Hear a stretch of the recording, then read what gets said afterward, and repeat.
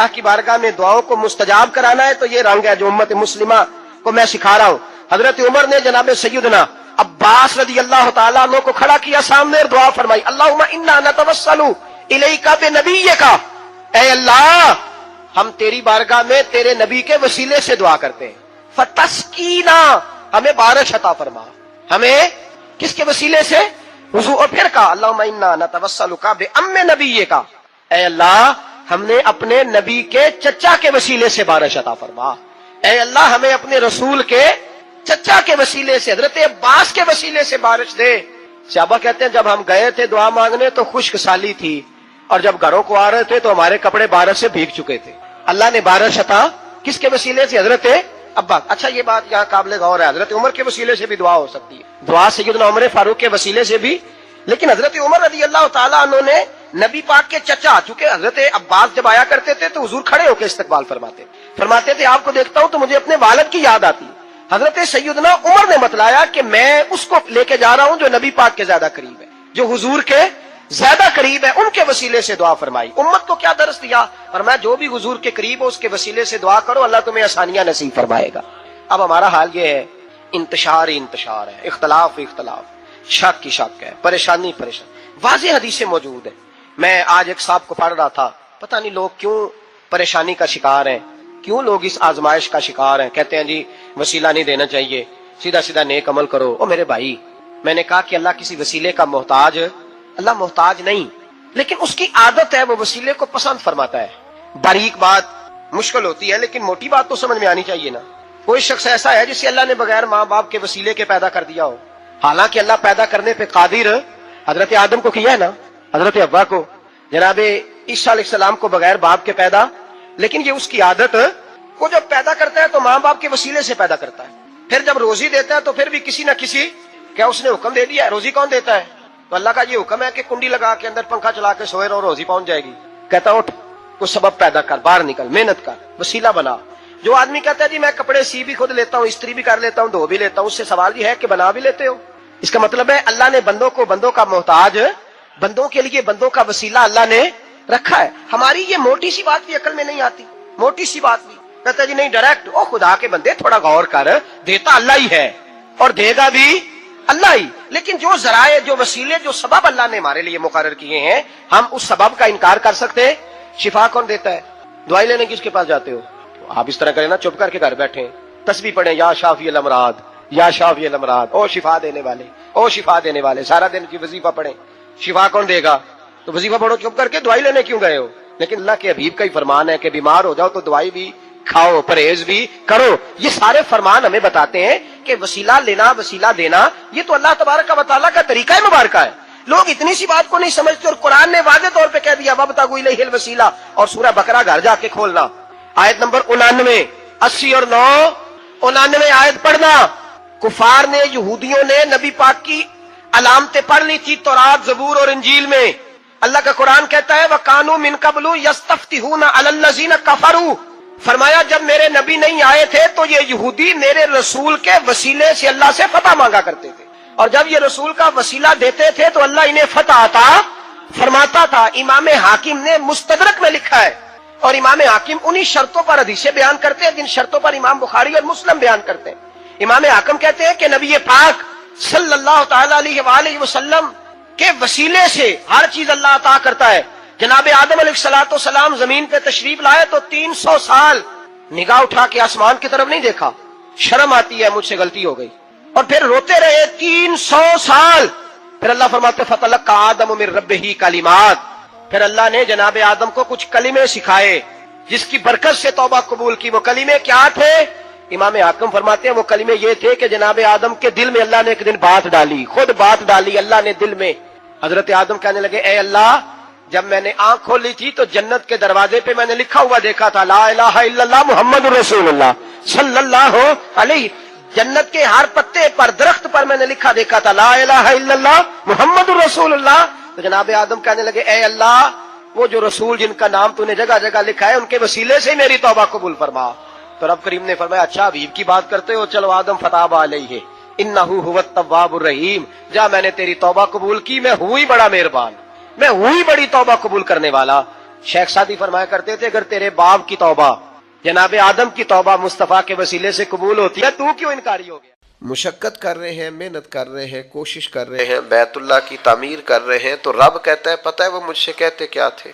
میرا ہی گھر بنا رہے ہیں، پر مجھ سے کہتے تھے ربنا تقبل من، یا اللہ یہ خدمت ہم سے قبول فرما، یہ قبول کر لیں۔ قبولیت بڑی نعمت ہے۔ کچھ لوگوں کے پاس قابلیت بڑی ہوتی ہے پر ان کی قبولیت، دو بھائی تھے ملا فضل اور فیضی اکبر کے دربار میں، بڑے عالم، قرآن مجید کی تفسیر لکھی ہے اور ایسے لفظ کوئی استعمال نہیں کیے جن پر کوئی نقطہ ہے، بے نقطہ تفسیر۔ بڑے بھائی کا حافظہ اتنا مضبوط تھا کہ وہ کسی چیز کو ایک دفعہ سنتا تھا تو یاد کر لیتا تھا، چھوٹے بھائی کا حافظہ اس طرح کا تھا کہ وہ 2 دفعہ سنتا تھا تو یاد کر لیتا۔ ایک شخص اپنا قصیدہ شاعری بادشاہ کے لیے لکھ کے لایا تو اس نے جب دربار میں سنایا تو بڑا کہنے لگا بادشاہ یہ تو شعر ہی میرے ہیں۔ اس نے کہا آپ کے کیسے ہیں؟ کہا میں سناؤں؟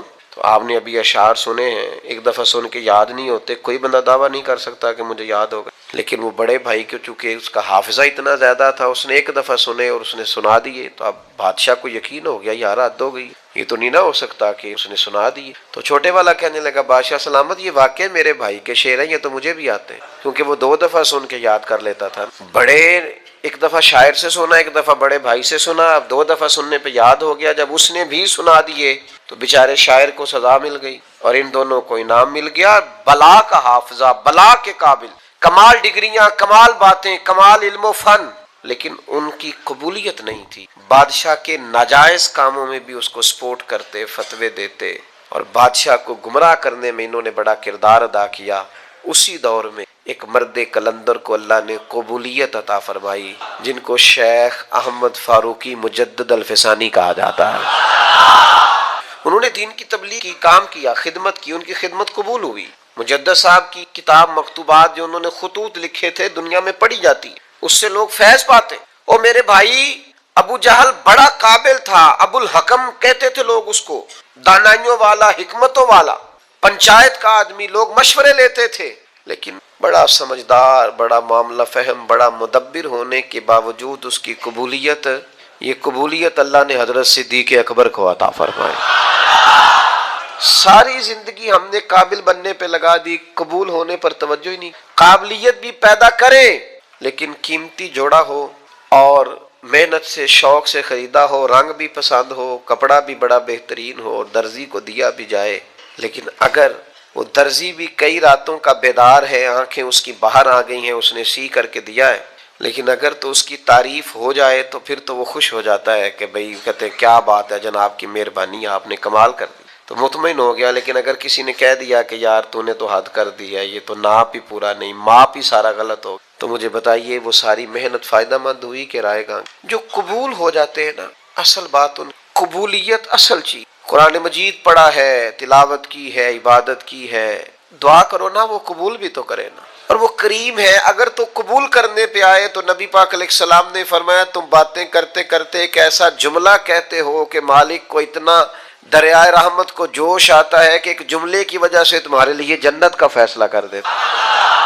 جب تک اللہ کے حضور قبولیت کی انسان کے لیے نعمت میسر نہیں آتی، وہ اپنے تئیں جتنا مرضی عابد، زاہد، پارسا، نیک، سخی، صوفی، درویش، عالم، مفتی، پیر بن کے بیٹھا رہے، جب تک قبولیت نہیں، جب تک اس کے حضور، اللہ کے نبی کہتے ہیں، اللہ کا گھر بنا کے کہتے ہیں ربنا تقبل منی، یا اللہ مہربانی کر اسے قبول۔ بھائیو قبولیت بڑی ضروری ہے۔ عید والا دن تھا، حضرت فاروق اعظم رضی اللہ تعالیٰ عنہ نے نبی پاک علیہ السلام کے مصلی پہ کھڑے ہو کے لوگوں کو عید کی نماز پڑھائی، اور پھر اللہ کے محبوب کی امت کے مابین خوشیوں بھری، محبتوں بھری انہوں نے ملاقاتیں بھی کی، لیکن گھر جب گئے تو اچانک آنکھوں میں آنسو آئے، اور وہ آئے تو وہ تیز ہو گئے آنسو، تو گھر والی کہنے لگی آپ کا ہر جگہ یہی حال ہے، آج عید کا دن ہے مسرت کا اور آج بھی آپ رونے لگے۔ آپ فرمانے لگے تو ٹھیک کہتی، مجھے بھی اندازہ ہے کہ آج خوشی کا دن ہے، عید الفطر ہے، روزے گئے ہیں تو رونا نہیں چاہیے، خوشی کرنی چاہیے، تو کب پھر آپ کیوں رو رہے ہیں؟ تو فرمانے لگے بس کیا کروں، دل نرم ہے، ایک بات یاد آ گئی، اس نے رلا ڈالا ہے۔ کہ حضور کیا یاد آیا؟ فرمانے لگے میرے دل میں خیال آیا ہے عید تو اس کی ہے نا جو قبول ہو گیا ہے، جس کے روزے قبول ہو گئے، جس کی نمازیں قبول ہو گئیں، جس کی تراویح قبول ہو گئی، جس کا اعتکاف قبول ہو گیا، جس کی بیت اللہ کی حاضری قبول ہو گئی، جس کی روضہ رسول کی حاضری قبول ہو گئی، جو قبول ہو گئی، عید تو اس کی ہے، لیکن جس نے سارا کچھ کیا ہے پر قبول نہیں ہوا تو اس کو پھر میری طرح رونا ہی چاہیے، اس کے لیے رونا ہی تو ہے۔ او یارو، اگر وہ کرے قبول تو بڑا کریم ہے، ورنہ حال یہ ہے کہ فویل للمصلین، کچھ نمازیوں کے لیے بھی بربادی ہے، کچھ قاریوں کے لیے بھی بربادی ہے، کچھ ایسے صاحبان علم بھی ہوں گے جو صبح قیامت معاذ اللہ ثم معاذ اللہ، حضرت ابو ہریرہ فرماتے ہیں سب سے پہلا حساب ہی قاری کا، سخی کا اور شہید کا ہوگا، اور ان کی اپنی تصنع، ریاکاری اور دکھلاوے کی نیتوں کی بنیاد پر ان کے اعمال دھتکار دیے جائیں۔ دعا کرو اس کے حضور قبولیت ہو جائے، اگر تو وہ کر لے قبول ہو جائے مہربانی تو حضرت صدیق اکبر جا کے حضرت بلال حبشی کو خریدنے کے لیے کھڑے، کہتے ہیں میرا گورے رنگ والا غلام رکھ لے، یہ کالا حبشی غلام مجھے دے دے۔